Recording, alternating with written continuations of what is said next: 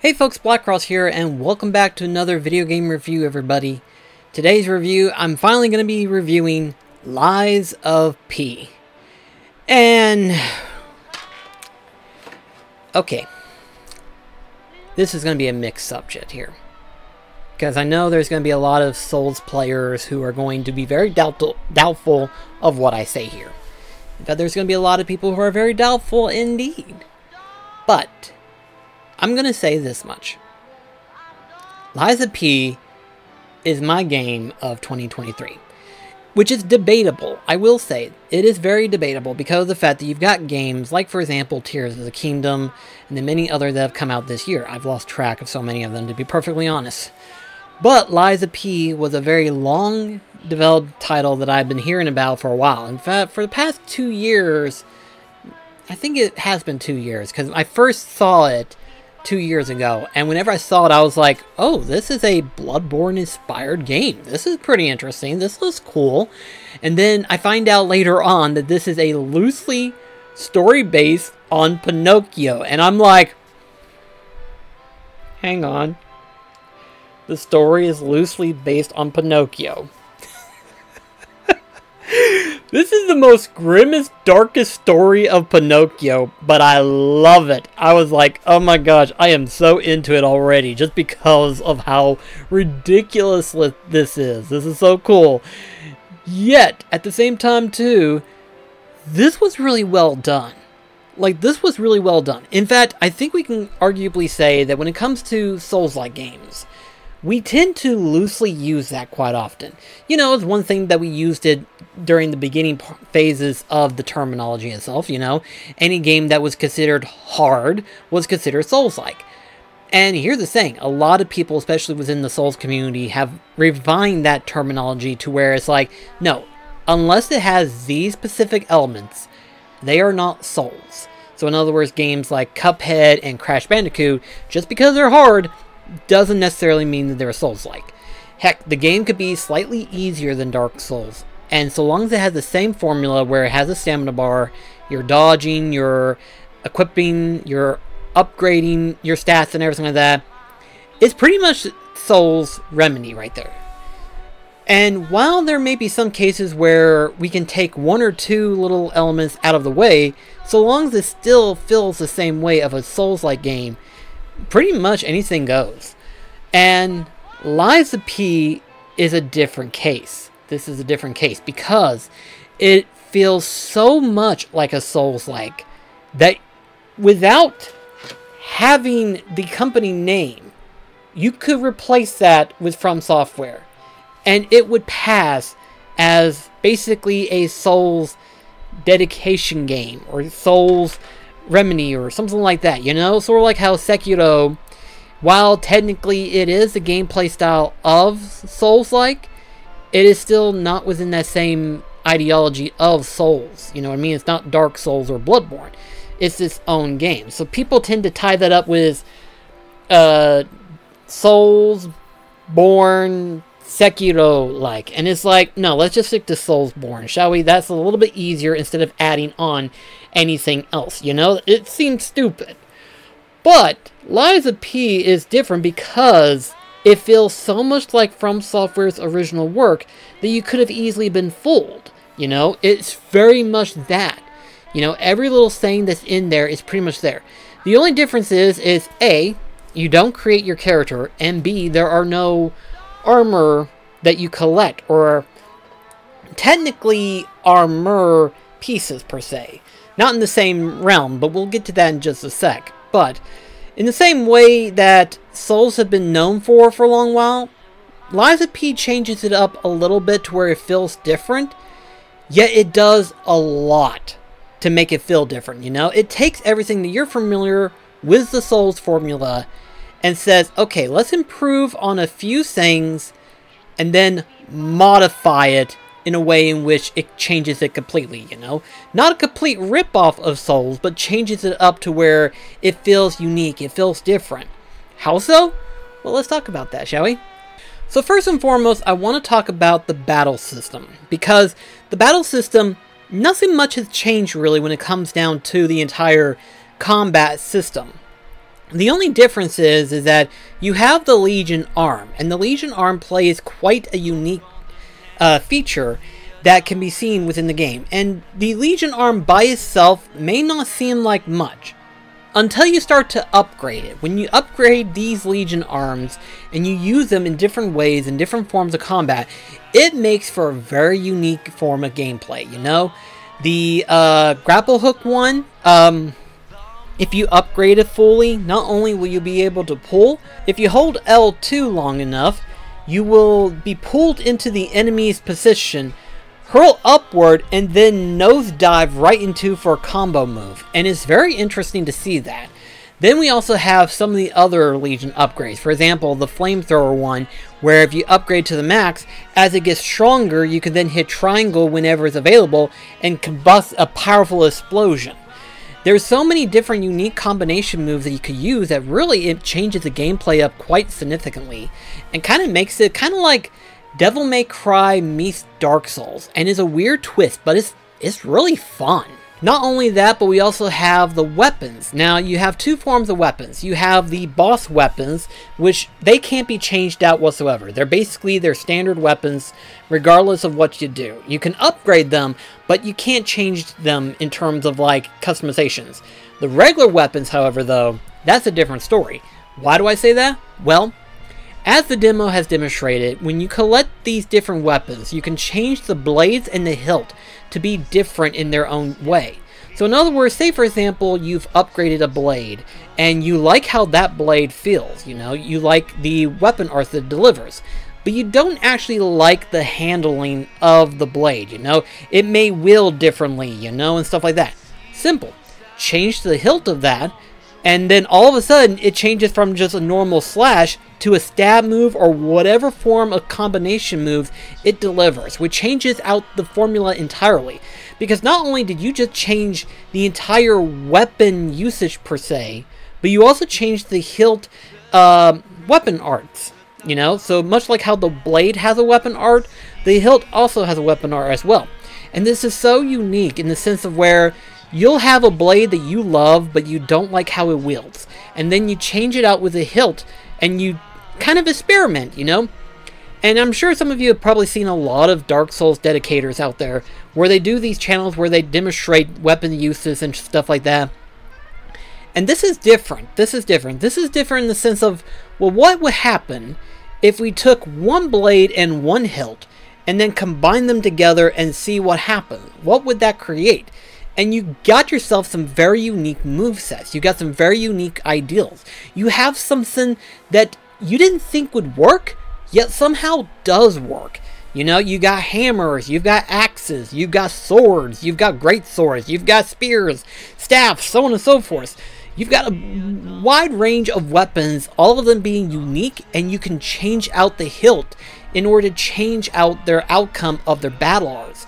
For example, my personal favorite combination would be the Dancer's Blade and the Butcher's Handle, which is a weird combination, yet it works, because while the Dancer's Blade has a unique weapon arts where you slash, jump back, and then slash right into them, the hilt art actually has a unique different form, because as you're just normal slashing, you can then charge the R2 to where it does like a triple slash move. And then the hilt move does this continuous slash, and so long as you have enough Fable art bar meters, you can use it continuously, and it adds up really insane. We're talking about some insane combination moves that you didn't think would work, yet somehow does, and it changes up the gameplay entirely. And for me, personally, this was really fun. This was really something that I enjoyed the most. And then, of course, you have the different descriptions of the weapons themselves. Some weapons have high critical rates, meaning that they're liable to get staggered quicker. Then you have some weapons that have elementals, such as flame, electric bliss, and then, of course, acid. Number of factors add up into this, and it creates this unique gameplay style that can fit very well to your needs depending on how you want to go about it. And that's been like the biggest thing that I love about the Souls franchise, was that I love experimenting and coming up with new ideas of how to get around certain obstacles. You know, you have a very, very impossible gauntlet to get around, yet you're like, okay, what can I do? I have a big knife. How am I going to use this? And then you go, oh, well, let's try this. Let's try that. Let's try all these different little things that the game gives you that ordinarily you wouldn't think, oh, I can do this. In Lies of P, it is very much like that. It gives you everything you can to change up the gameplay, to enhance it a little bit more. And to continue on with that subject, the P organ, which is something that you discover towards the end of the demo, the P organ enhances the gameplay element. You know, it upgrades everything. It gives you better stats. It gives you better movesets. It gives you better recharge moves. It gives you enhanced durability. Whatever you could think of in terms of enhancing the gameplay experience, the P organ will do that. And what's funny is that in your first playthrough, you'll only get up to 5 stages. But I decided to continue playing through the same profile to a point where now I can go into New Game Plus 5. I kid you not, I have played it this many times. I'll explain why in a sec, but I've gotten up to playthrough number 5, and the max amount of stages that you will unlock is 7. So there are 2 secret stages that you can unlock for more customizations. They can range from having an extra weapon that you can have in your arsenal, an extra Legion arm that you can hilt, a larger weight capacity. So many different customizations, and then you have more customization options on top of that.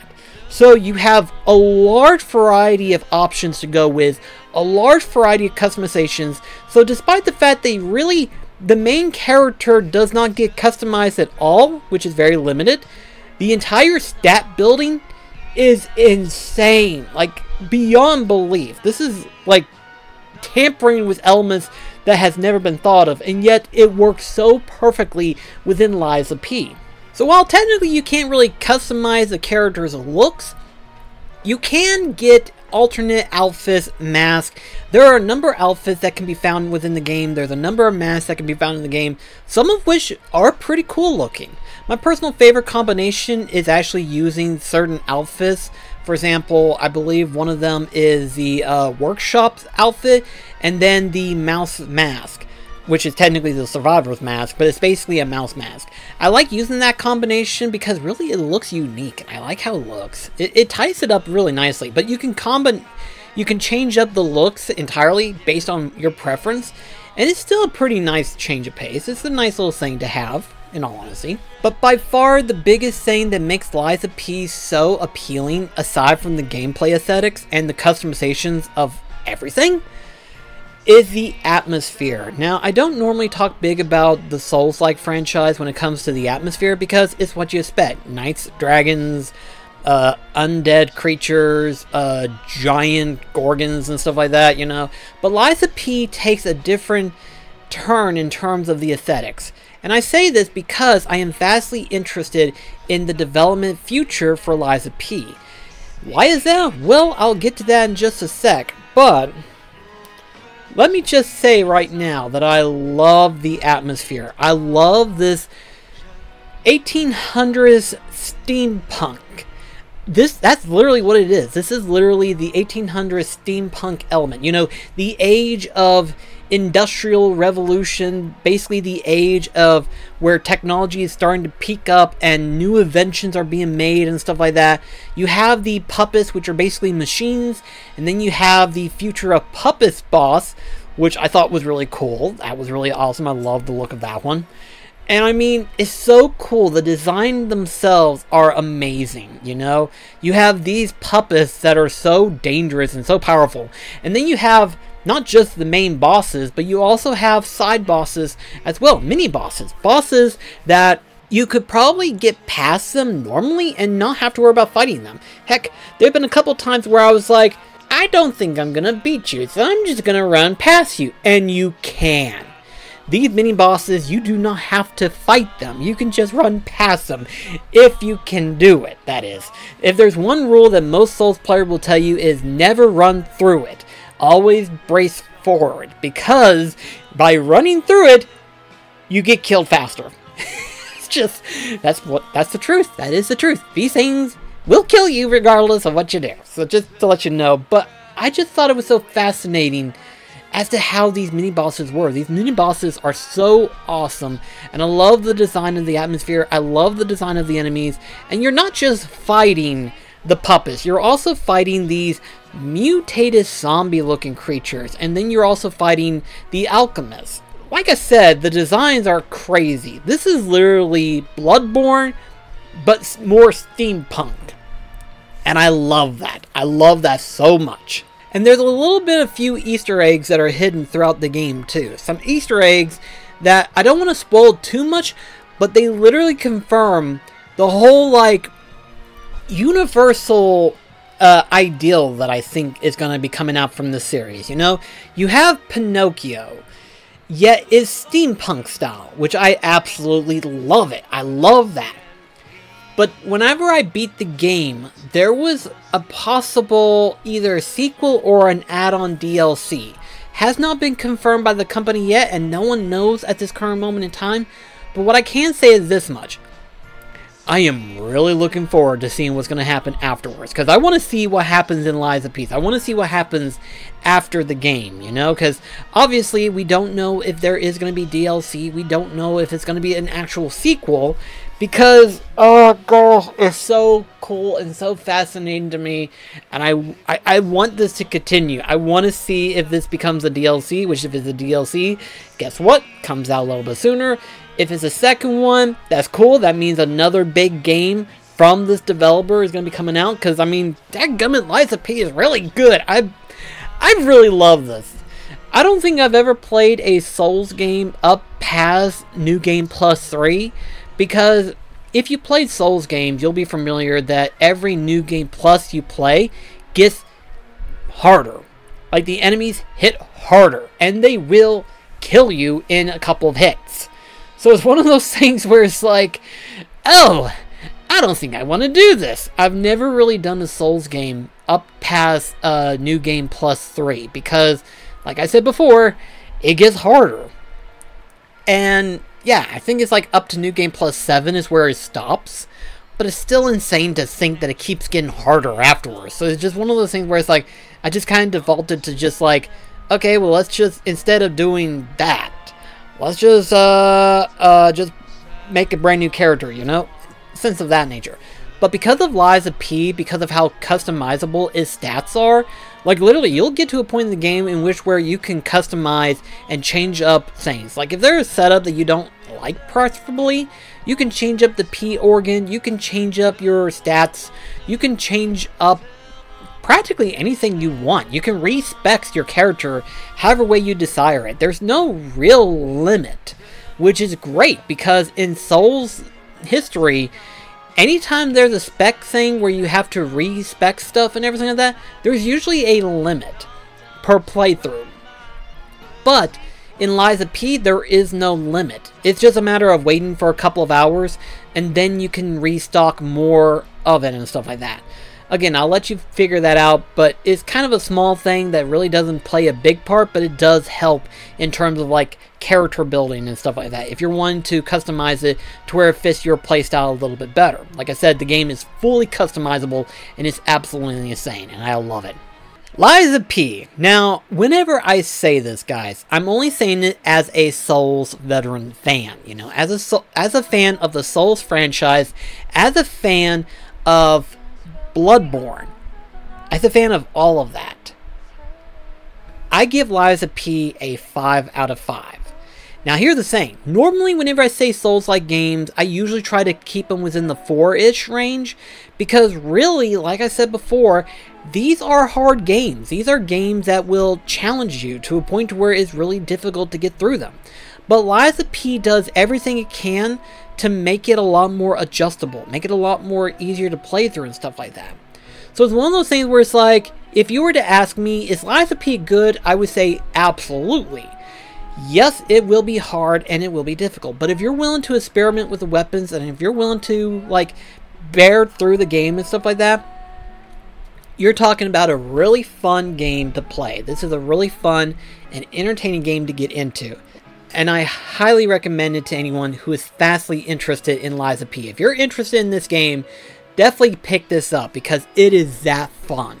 I do hope that they will release some of the costumes as like additional DLCs later on, because technically, as you can see, I got the physical edition, but technically they did like a digital deluxe edition in which where you got 2 outfits. One as the parade boss outfit, and then the Pinocchio outfit. And I hope they do release those as additional DLCs, because I would immediately purchase them. Because I love this game. I love this game so much, and I'm so glad that it finally came out, and I'm so glad that I got to play it, because I finally platinumed it. Because the reason why it took me so long to beat it, per se, and why I went to New Game Plus 5, technically, was because there was one specific trophy that was ridiculously hard. And it's a neutral ending. Neutral endings, by nature, are not usually hard. Yet, this one in particular is a little bit of a tricky one. And the best way to explain it is that just basically choose the truth up until the very end. And I say that because up until the very end, you'll get to like some critical choices. So based on those choices, kind of read up on that and try to figure out how to get that ending. But for 2 of the other endings, they're really simple. They're straightforward. You cannot miss them. They're relatively some of the most easiest endings that you'll get. But the neutral ending is the hardest one. It's so finicky, and I'm kind of weird about that. I don't know why it's so finicky, but yeah, I give Lies of P a 5 out of 5. This was fun. I had so much fun with this game. Anyway, guys, thank you so much for watching, and I'll see you in the next video. This is BlackCross signing off. Catch you guys later.